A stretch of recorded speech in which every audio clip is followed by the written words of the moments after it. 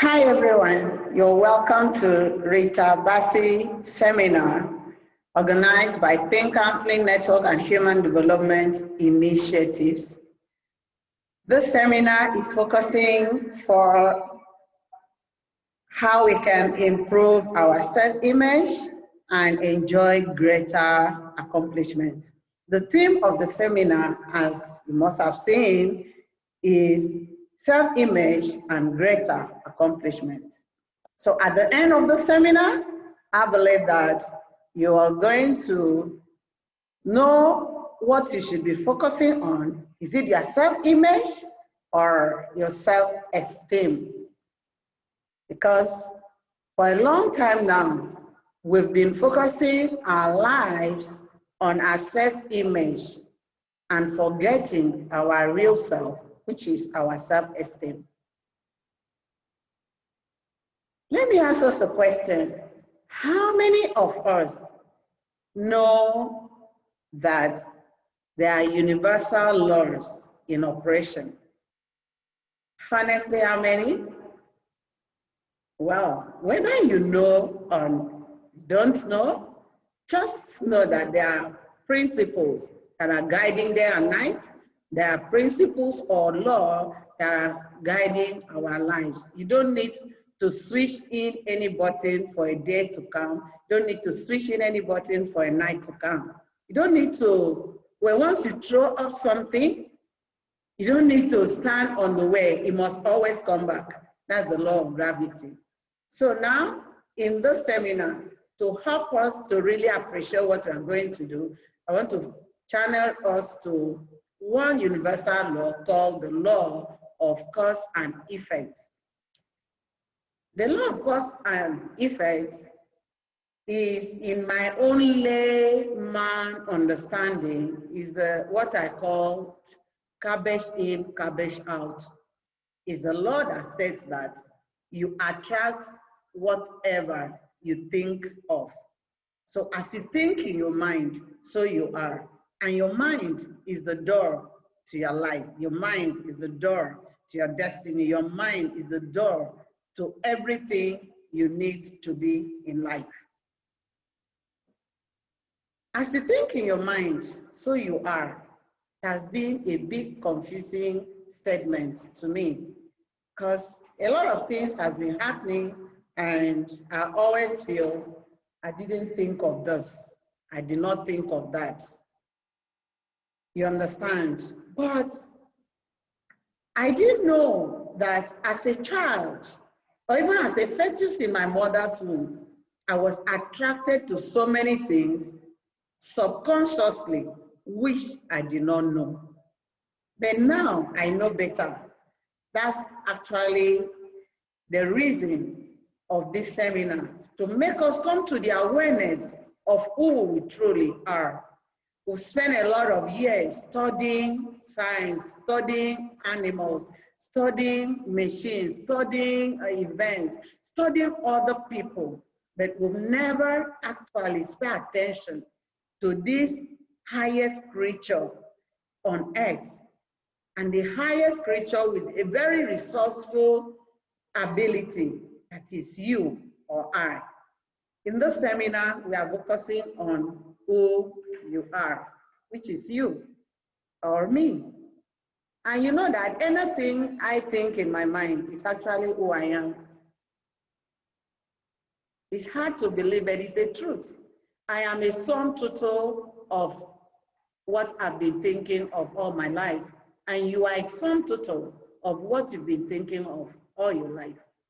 It's such a hard word, but it's a truth. You come to realize that you've not been thinking of anything, but things keep happening. The things you hate most, especially, keep happening. And you keep wondering, why is this thing happening? I've never paid attention to this. I only hated it, but why am I experiencing it? The thing you fear most, you attract it to yourself, because you are what you think you are, whether on a positive side or on a negative side. There are some terms you are going to understand while I'm talking today. I'll make mention of some terms, some words. So I want to introduce you to those words so that you have a better understanding. Okay? Consciousness. My definition of consciousness is the thinking mind, the intellectual mind, your conscious mind. That's your thinking mind. Consciousness is part of the mind. The mind is divided into two. The mind is just part of your body. As in mind, you have body, you have spirit. So you are a tripartite being. What I mean by tripartite being is that you are made up of spirit, soul, and body. So your mind resides in your soul. Okay, so consciousness, you hear some words like that. You hear subconsciousness. Subconsciousness is the emotional mind. Subconsciousness stores information and gives it back to you, whether you want it or whether you don't want it.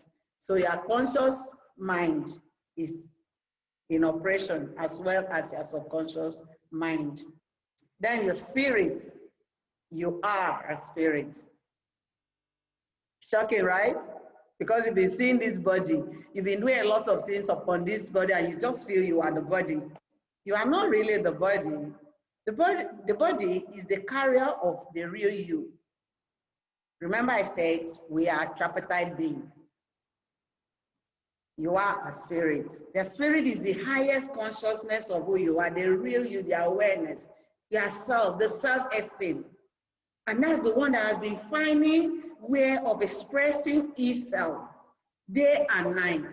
But because the environment has already, so the environment we've gone into has already surrounded us with it, so we can't really do much because we are ignorant of who we are. And what you don't know, of course you don't know. But when you get to know who you are, you allow that highest consciousness to really come out fully and manifest it through your mind. Your mind that consists of the mental faculties, your mind that consists of the emotion, your mind that consists of the intellect. You allow it to manifest the more. But when you don't know it, of course, the environment will always manifest through the mind.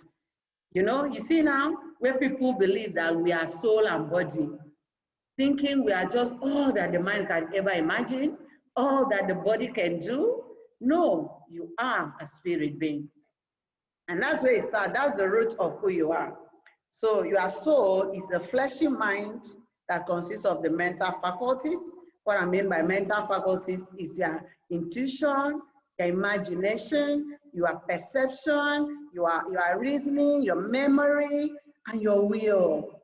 Six powerful, marvelous you. That's why people that don't really know their real source will always think that they are the mind, because whatever you imagine, whatever you think in your mind, you can become. So you can now see what people can think anything and they achieve so much and they don't really know why. At the end of the day, some of them, after achieving so much, they say it's vanity upon vanity. Why? Because they have not come to the real self of who they are. If you really come to the real self of the spirit being, you know that you are a higher being than manifesting, a higher being that their spiritual DNA is perfect. There is no imitation in you. There is no confusion in you. Your spiritual DNA is perfect. You are pure. You are all-knowing. You are love. So when we'll get that, we'll get to let you know that you are really the love you are going to celebrate on the Valentine's Day. Tomorrow is Valentine's Day, and you get to know that. So you hear some word like paradigms. What do I mean by paradigms? Paradigms are just multiple of events, ideas that has been stored in your subconscious mind. Remember, I told you the subconscious mind actually store events and also bring it out. You know of RAM and ROM in computer. So this subconscious mind store events and bring it out. Do you understand? So your paradigm has been there from birth. I want to believe that your paradigm starts when you were conceived Their paradigms are when you were conceived. Do you understand? Because a child that is a child that is born, that is conceived in an environment that happy environment, the environment that is full of love, environment that is full of appreciation, environment that is full of attention is given and all that, that child come out to the world happy, that child come out to the world good, that child come out to the world and see the world a very loving world. And the case is different with a child that is conceived with environment of rejection. Imagine a lady or a woman that is pregnant, and the man, the owner of the pregnancy, rejected the pregnant, the fetus. Said, I'm not the owner of that child. How do you know I'm the one? And the woman has been going through this trouble of rejection, the trauma of rejection, betrayal, and sadness everywhere, regret everywhere. And the little fetus in our womb will also perceive the sadness. And as the child is coming to the world, will perceive the sad world, a rejected world. And that's why you see some children, they feel withdrawn. Some people go through mood swing all their lives. It all starts from their conception and the environment they found themselves. They will try to, in psychology, we call it defense mechanism. They will find a way of helping themselves from the so-called wicked world because they have perceived the world to be a wicked world. So paradigms is the little demon that is inside of every one of us. But when you start discovering who you are, you now know how to reprogram your new you. That's why you hear me most of the time, I talk about you learn, unlearn, and relearn what you have learned. When you start discovering who you are, you now find out that you need to relearn. You need to store new things in your subconsciousness, subconsciousness so that it will start bringing it out to be who you want to be. Have you ever imagined that most time you just see yourself doing something that you would never have thought you would do it? How did it come? It has been stored there. Did you plan to do it? No, but the paradigm brought it out. Some people would do it when they say, it was a mistake. Oh, it was Satan. Oh, it was a slip of tongue. No, it is there. Or have you ever seen a drunkard when he's drunk? He will say all manner of things. People will say, it's a drunk, it's out of drunkenness and all that. But you will find out that it's not. It was stored in his or her paradigm. So it was just looking for a time to express it out. So you now use the drink to give an excuse of who he is. So that's paradigm. Then you also hear a word like self-image. What self-image is actually what people think of you. Now come to think of this. Self-image is actually what people think of you. Then why do we always feel self-image is what we think of ourselves? Let me tell you why. I talk about our paradigm, our consciousness that has been storing a lot of information, ideas, ideology about us, culture, belief, everything. In science, in tradition, in politics, and it's just all these things. And a lot of people feel that you must be what the family believe. You must be what the family stand on. Whether what the family stand on is truth or not.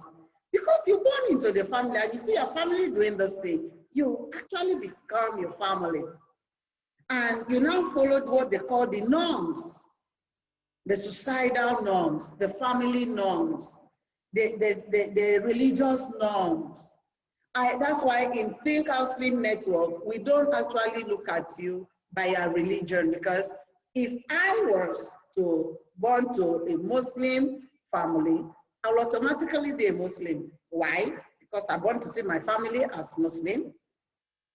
So, but I born into a Christian family, and I believe God is the Almighty, and I have salvation through Jesus Christ. That's my faith.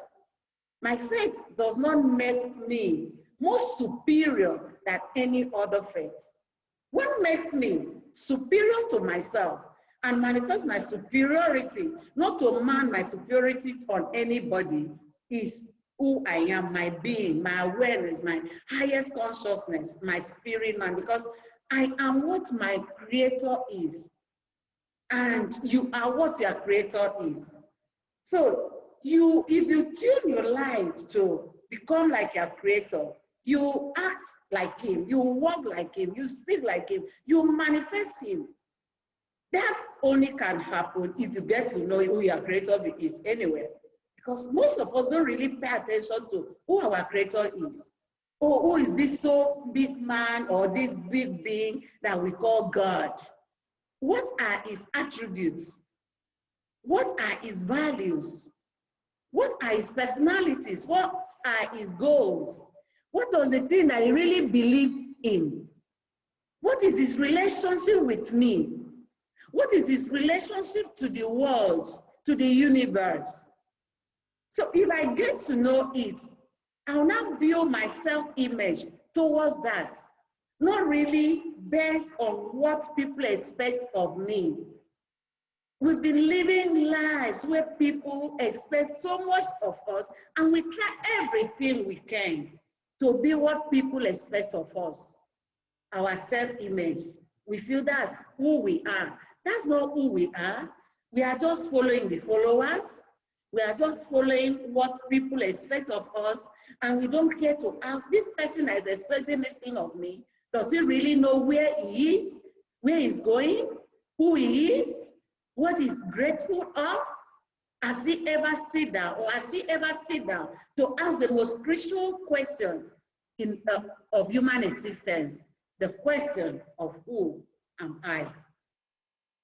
Until you start asking that question and allow your inner mind, your self-awareness to express itself out through your mental faculties and out it through your sense organs, which is your body, you can live your whole life, acquire all the resources that your mind has allowed you to acquire, and go to anywhere you may think you are going without discovering your true self. If care is not taken, some people end up in confusion.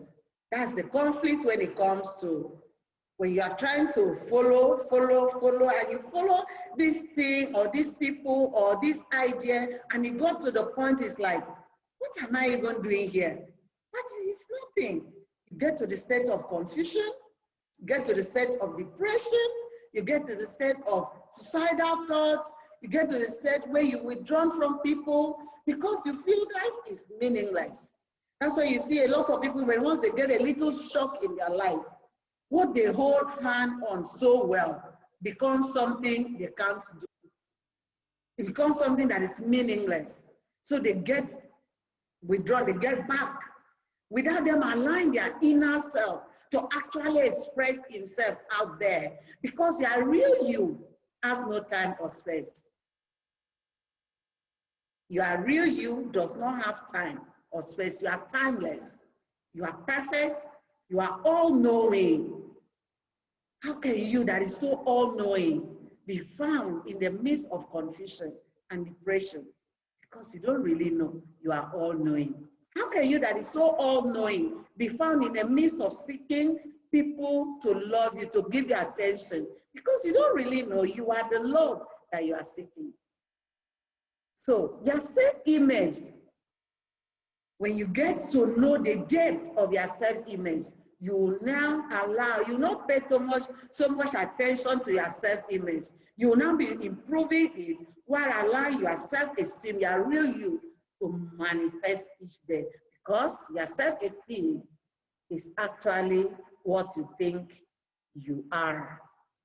Now that brings me to the question of, what do you really think you are?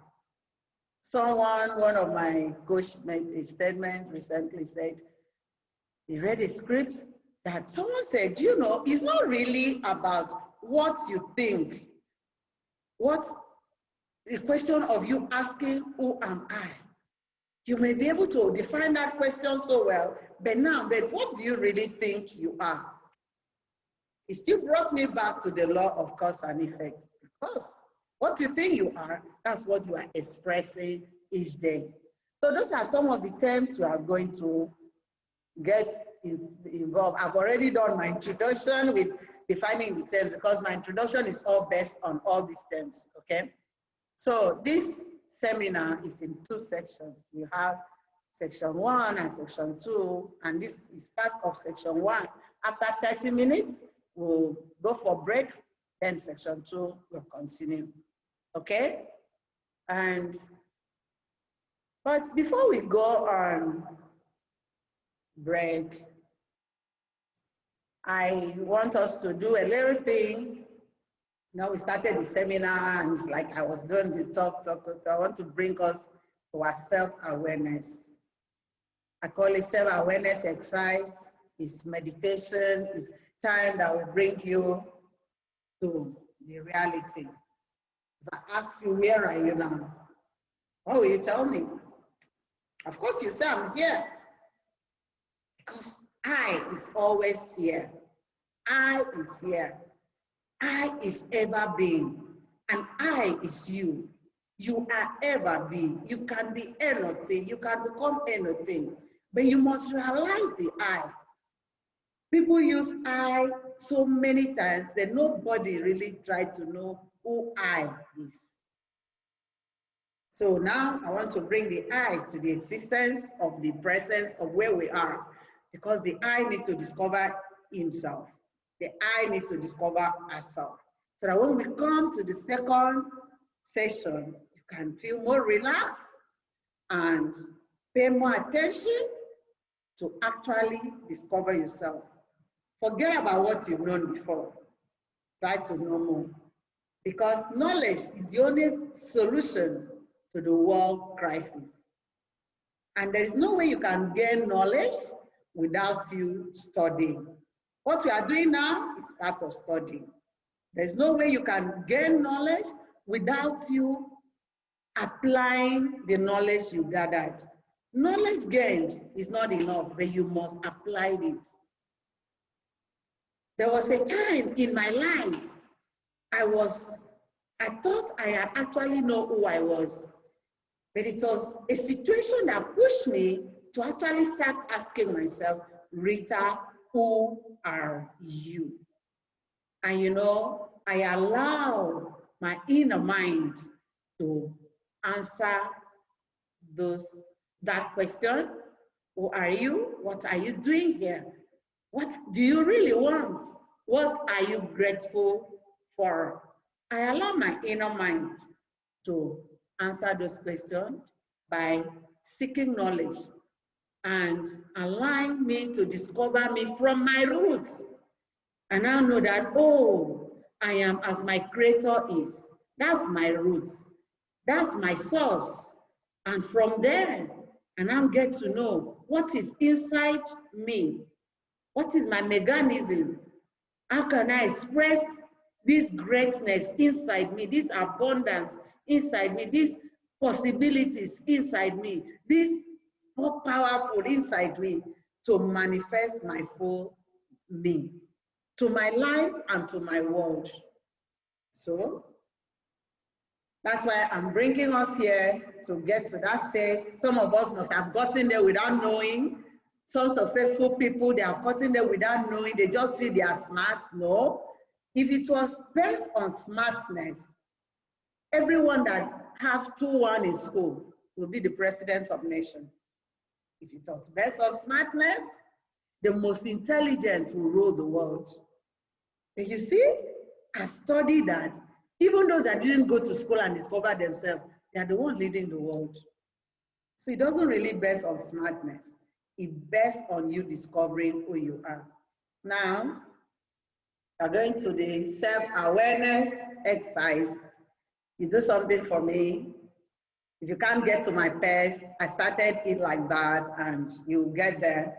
But it's something you can do. That's part of meditation. So close your eyes. If you like, you can open your eyes. Then you are going to breathe through your nose and hold your breath and allow your inner self to express itself from within, because that's the only way you can know who you are, when you start expressing yourself from within, not from the outside world. So, are we ready? Just spray your hand. One. Oh yeah, breathe from your nose.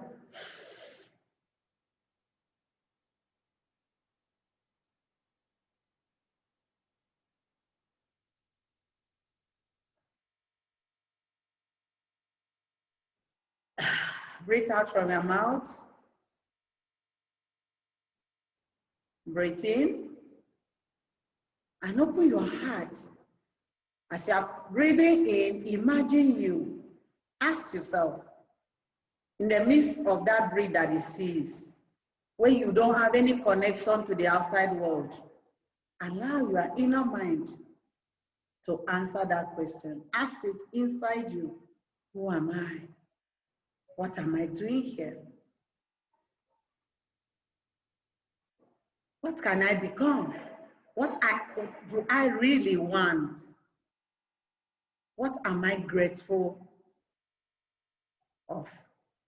Or what am I grateful for? I'm going to breathe in again. Are you ready?